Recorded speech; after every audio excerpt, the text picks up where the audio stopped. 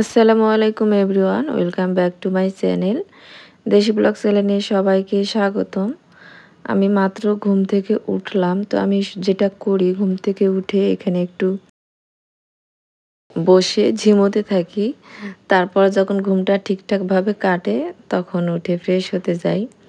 সেটাই করতেছি। এখানে একটা চেয়ার থাকে, সেটাতে বসে আছি। আর বেডে একদমই শুয়ে থাকি না, ঘুম ভাঙার সাথে সাথেই উঠে বসে পড়ি। যখনই বেডে শুয়ে পড়ি তখন আবারও ঘুম পায়।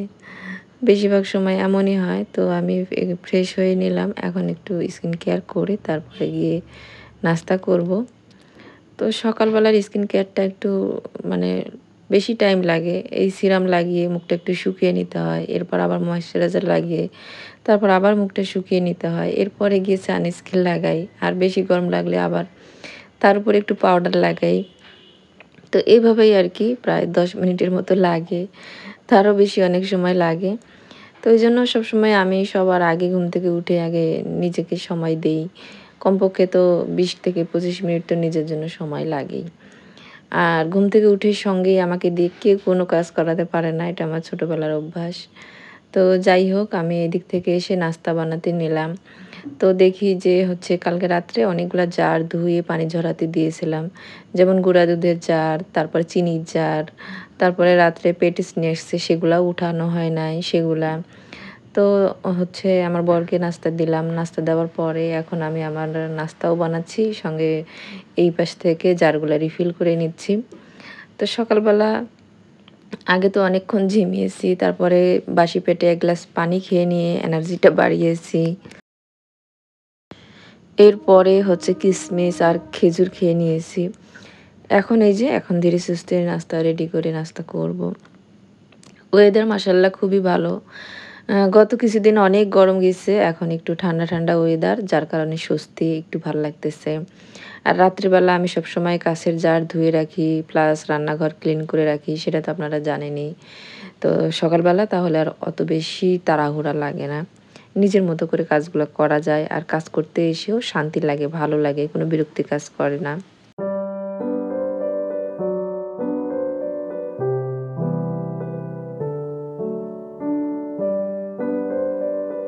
গতদিন আমি একটু ঠান্ডা খেয়েছিলাম, খাওয়ার কারণে গলা বসে গেছে, খুশখুশি কাশ হচ্ছে।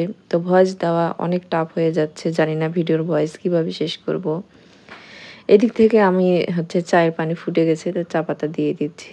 আর জারগুলো আমার মোটামুটি রিফিল করা শেষ। আরও কিছু মসলা রিফিল করতে হবে। সেগুলো ভাবলাম যে কাজ শেষ করে পরে ধীর গতিতে করব আরকি।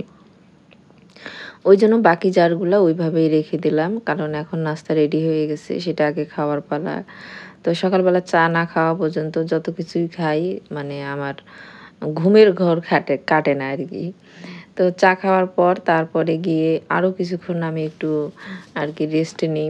তারপরে গিয়ে আমি কাজ শুরু করি। কারণ রাত্রে আমি অনেক কাজ গুছিয়ে রাখি আর সকালবেলা এইভাবেই কাজ করি। যেটা আমার রিয়েল লাইফ, আমার ব্লগে আমি সবসময় সেটাই দেখাই। বাড়তি কোনো কিছু দেখাই না। আর ভিডিওর জন্য বাড়তি কোনো কিছু আমি করিও না। এটা আপনারা জানেন। আর যখন আমি নাস্তা করি জাস্ট একটা পরোটা আর চা, এটাই। আর বাকি যে খাবার থাকে সেগুলো আমি পরে খাই। একসঙ্গে আমি অনেক কিছু খাইতে পারি না। আর ডিম দিয়ে রুটি, পরোটা আমার কাছে আষ্টে গন্ধ লাগে। সেটা আমি কোনোদিনও খেতে পারি না। আমার বর মাশাআল্লাহ ডিম অমলেট করে দিলে সুন্দর রুটি, পরোটা যেটাই বলেন খেয়ে নিতে পারে। কিন্তু আমি পারি না, আমার কাছে ভালো লাগে না। ডিম আমি শুধু ডিম খাই। মানে ওইটার সাথে কোনো কিছু যায় না। তো অনেক কথাই বলতেছি আর কাজ করতেছি। আগের ব্লগে অনেক কমেন্ট জমা পড়ছে। তার মধ্যে থেকে কিছু কমেন্টের রিপ্লাই একদমই না দিলেই চলে না। তো সেই কমেন্টের রিপ্লাই দিব আজকের ব্লগে। তো তার আগে আমি নাস্তাটা শেষ করে নিই। আর রাত্রেবেলা আমি ওয়াশিং মেশিনে কাপড় দিছিলাম। এই যে ১ বালতি কাপড়। এরপরেও আমার মেশিনে সকালে ঘুম থেকে উঠেই আমি আবারও কতগুলা কাপড় দিছি। সেগুলাও মোটামুটি আরকি ওয়াশ হয়ে যাচ্ছে। তো এগুলো এখন ছাদে দিয়ে আসবো। আর তার মধ্যে এই কাপড়গুলাও ওয়াশ হয়ে যাবে। তারপর ওগুলো ছাদে দিব। এতে করে আরকি কাপড়গুলো আমার শুকিয়ে যাবে। জানি না, আমি কিন্তু কখনো ২ দিনের কাপড় জমা করি না। বাট কেন জানি মাঝে, মাঝে দেখা যায় এত কাপড় বের হয়, মনে হয় যেন আমি ১ সপ্তাহ বা ১ মাস ধরে কাপড় কোনো ধুইনি। মাশাআল্লাহ নয়নতারা গাছগুলা দেখে আমার মন ভরে যায়। আর এই ফুলটা দীপা তো অনেক পছন্দ করে কালারটা। আসলে জোস একটা কালার। আর যেহেতু অনেক বেশি বাতাস হচ্ছে তো ছাদে গেলে আর নিচে আসতে ইচ্ছে করে না আমার। ৪ টা ডিম সিদ্ধ দিছিলাম ৪ জনের জন্য। যেহেতু আমরা আরকি সকালে ডিম খাই তো নাস্তার সাথে খাই না, একটু পরে খাই। আর আপনাদেরকে বলছিলাম না আমার কাজের খালা এই যে গাছটা ভেঙে দিয়েছে। আমার যে কি কষ্টটা লাগছে সেটা একটু দেখিয়ে দিলাম। আপনারা হয়তো ভাববেন যে অনেকে ভাবছে যে টবটা হয়তো ভেঙে দিয়েছে। টবটা না, গাছের ডালগুলা এতেই আমি অনেক কষ্ট পাইছি। তো এখন কিন্তু ১০টা বাজে আর এই ১০টার সময় সুমাইয়া নাস্তা করবে। মানে ঘুম থেকে ওরা অনেক সকালেই উঠে কিন্তু কোনো বাচ্চাই আমার সকালে নাস্তা করতে চায় না। তো ওকে আমি এখন একটা পরোটা ভেজে দিব আর চিনি দিয়ে পরোটা ভেজে দিব। আগের একটা ব্লগে বলছিলাম তো হচ্ছে ইবা আপু বলছিল যে ছোটবেলায় উনিও চিনি দিয়ে পরোটা বা রুটি খেত, ভালো লাগতো। তো সুমাইয়া না চিনি দিয়ে সুমাইয়া না সায়েমও মানে পরোটা রুটি খেতে পছন্দ করে। তো এই যে আমি ওকে এইভাবে চিনি দিয়ে পরোটাটা ভেজে দিচ্ছি। দেখতেও যেমন জুস হয়, এটা খেতেও বেশ মজা হয়।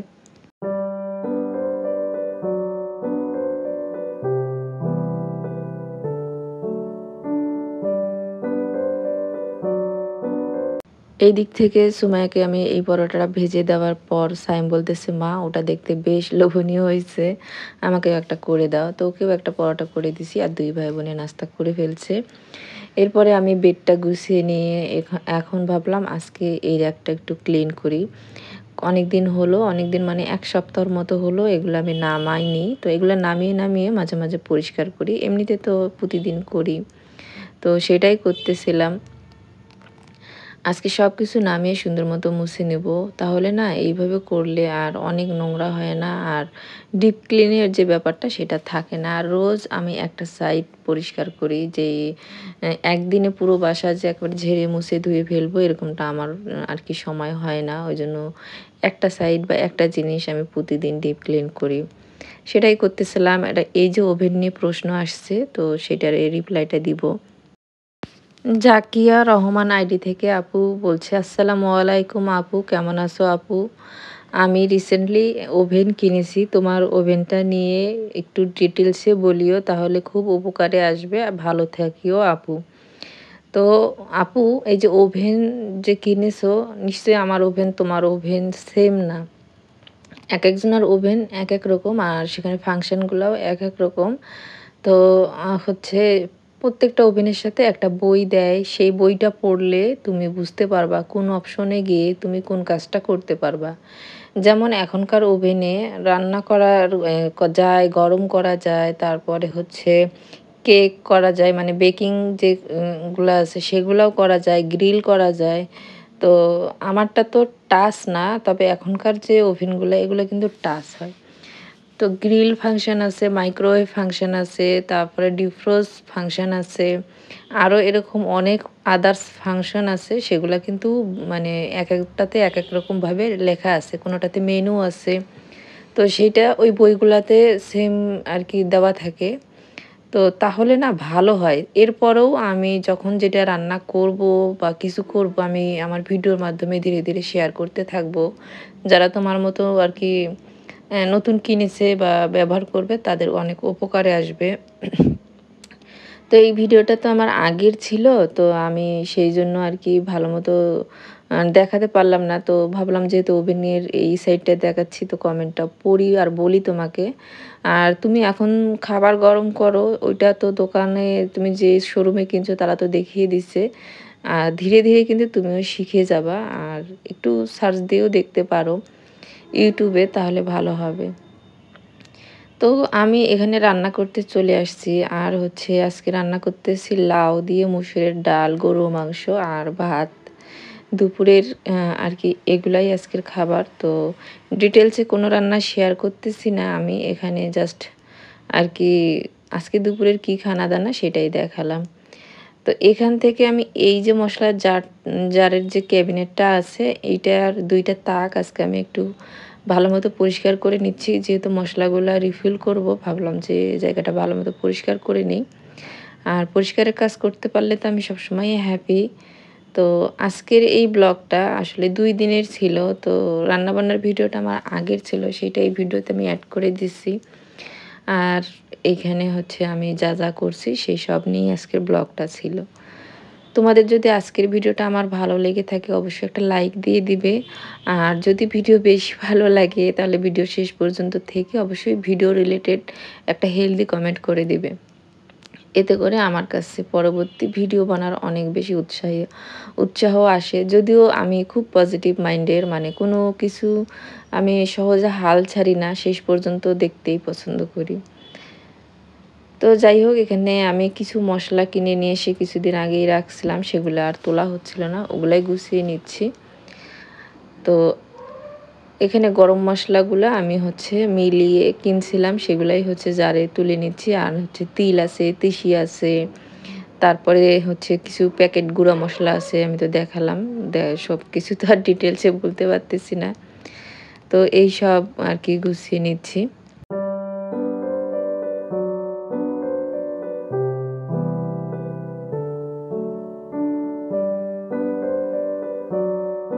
হাবিবাস কিচেন ব্লগ থেকে আপু হচ্ছে লিখছে, আসসালামু আলাইকুম আপু। ওয়ালাইকুম আসসালাম আপু।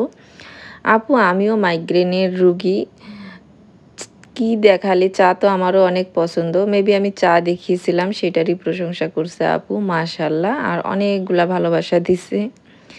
তো আমার কাছে আসলে আপু ভালো লাগছে যে মাইগ্রেনের রুগী আমরা মেয়েরা মনে হয় বেশিরভাগই, কারণ অনেক আপুদের মাইগ্রেনের সমস্যা। তো আমি যাদের ভিডিও দেখি প্রায়ই দেখি সবাই মাইগ্রেনের সমস্যা। আমার মনে হয় যারা আমার মতো পজিটিভ মাইন্ডের তাদের সবারই মাইগ্রেনের সমস্যা। আর এটা যে কত বড় একটা মানে জটিল অসুখ, এই অসুখ যদি থাকে তাহলে তার আর কোনো শত্রুর দরকার নাই। এত অশান্তি, এত প্যারা দেয়। তো যাই হোক, ওগুলা হচ্ছে তিসিগুলো আমি একটা ছোট্ট জারে রাখতেছি। তিসিগুলো আমি কেন কিনছি অবশ্যই আপনাদের সঙ্গে শেয়ার করব। একটু হেয়ার প্যাক ব্যবহার করার জন্য, এর আগে কখনো আমি করি নাই। আর এখানে হচ্ছে পাঁচফোড়ন আছে। পাঁচফোড়ন আমার মানে রান্নার কাজে অলওয়েজ লাগে। আমার এর যে গন্ধটা আছে এটা অনেক পছন্দ।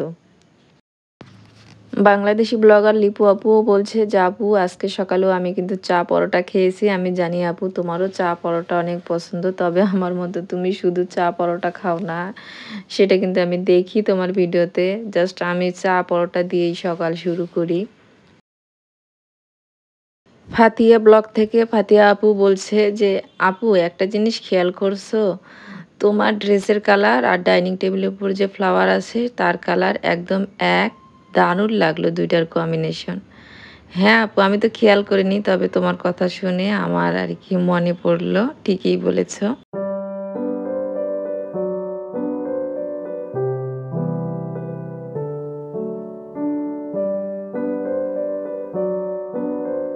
এখানে আমি যে প্যাকেট মশলাগুলা কিনছি সেগুলাই রাখার চেষ্টা করতেছি। আপনারা দেখছেন আগের ব্লগে আমি কতগুলা হচ্ছে কন্টেনার কিনছিলাম আরএফএল থেকে। তো বড় বড় যেন এই যে জিনিসগুলো সুন্দর করে অর্গানাইজ করে রাখতে পারি। কিন্তু যতই জিনিস কিনি, জিনিস রাখার সময় আমার কাছে কেন জানি সবসময় জিনিস কম পড়ে। বাট এগুলা যখন গোছানোর সময় আসে তখন আর মানে এত জিনিস মনে হয় তখন আর রাখার জায়গা পাই না। তো এরকমই হয়। তো মনে হচ্ছে আরও কিছু কন্টেনার কিনলে ভালো হয়। খুবই জিনিসপত্র লাগে সংসারের। যেমন কোথাও বেড়াতে গেলে আলমারিতে কিন্তু তখন আর কাপড় খুঁজে পাওয়া যায় না। কিন্তু যখন কাপড় ওয়াশ করতে যাই তখন দেখি এত কাপড় যে ওয়াশ করে শেষ করা যায় না, আর ভাঁজ করেও শেষ করা যায় না। তো রান্নাঘরটা আমি আগেই ক্লিন করে নিয়েছিলাম। এখন আমি একটা শুকনো টাওয়াল দিয়ে যে মশলা-টশলাগুলা পড়ছে ওগুলা একটু ঝেড়ে মুছে নিচ্ছি। আর যেকোনো জিনিস পরিষ্কার করার পর যখন গোছানো হয় তখন তো দেখতে অনেক ভালো লাগে, মাশাআল্লাহ। আর এই যে ক্লিন করা রান্নাঘর আমার তো সবসময়ই অনেক পছন্দের। আচ্ছা, আর একটা কমেন্ট আসছে, বিথি আপু আমাকে বলছে যে বিথি আপু ফ্লোরটা কালার করার থেকে মেবি টাইলস করা অনেক ভালো হবে। আসলে আমার না একটু অন্যরকম চিন্তা আছে। তো সেই চিন্তার কারণে আমি এখনও এইগুলাতে হাত দিচ্ছি না। এগুলা হচ্ছে আমার লাকি ব্যাম্বো মানি প্ল্যান্ট। এগুলাই যে শুধু আমার গাছ এরকম না, এরকম অনেক গাছ চারিদিকে ছড়িয়ে ছিটিয়ে আছে। তো গাছেদেরকে একটু ছড়িয়ে ছিটিয়ে রাখলে ওরা শান্তিতে গ্রো করতে পারে। আর এই গাছগুলা আমি আজকে রাপা ক্লাব কাপল ব্লগের পারভিন আপার জন্য রেকর্ড করছি। তো সেগুলাই একটু দেখিয়ে দিচ্ছি। মাশাআল্লাহ এত অ্যালোভেরা গাছ হইছে, এগুলো এখন আমার রাখার জায়গা নাই। বাট এগুলোকে ফেলবো না, আমি ফেলতে পারি না, আমার অনেক মায়া লাগে সেই জন্য। অ্যালোভেরা আমি না সেইভাবে স্কিন কেয়ার, হেয়ার কেয়ার কোথাতেও ইউজ করি না, যার কারণে এগুলো কম পড়ে না, সবসময় বাড়তেই থাকে। আর বিকেলবেলা ছাদে আসছি, কাপড় যেগুলা শুকাতে দিছিলাম সেগুলো সব তুলে নিয়ে যাব। তো এখানে বসে একটু বাতাস খাচ্ছি। মা মেয়ে বসে, আর আকাশটা দেখেন কি সুন্দর হয়ে আছে, দেখেই মন ভরে যাচ্ছে। তো সুমাইয়া আর আমি গল্প করতেছি, আর মোবাইলটা হাতে নিয়ে এসেছি যে একটু রেকর্ড করব। ওয়েদার মাশাআল্লাহ ভালো। আর এই ফুলগুলা সব ঝরে গেছে বাতাসের কারণে। তো সকালে তো অনেক কাপড় ধুয়েছি, আপনারা দেখতেই পারছেন। তো ধোয়ার পরেই যে কাজ খতম এরকম না, সেগুলো আবার গোছগাছ করে আবার আলমিরাতে রাখতে হয়। তো আজকের ব্লগ এখানেই শেষ করে দিচ্ছি। আল্লাহ হাফেজ।